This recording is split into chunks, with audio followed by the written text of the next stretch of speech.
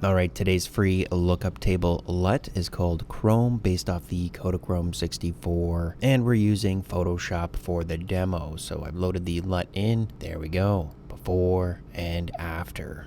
Really beautiful colors. Alright, let's test out some other LUTs here. So we've got Kodachrome 64. You can get this in our complete LUT collection. Loaded that in, the Kodachrome 64 warm. So it's going to come through pretty strong. Really nice though. I love the colors.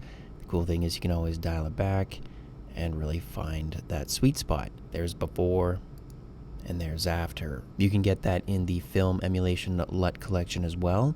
And if you're looking for Lightroom presets, you can also get our film emulation presets that are based off of these, which create really beautiful images. Alright, if you want to download the free LUT Kodachrome, go to presetpro.com, look into the free tab and check out new LUTs. I'll put the link in the description. Thanks for watching and see you in the next video.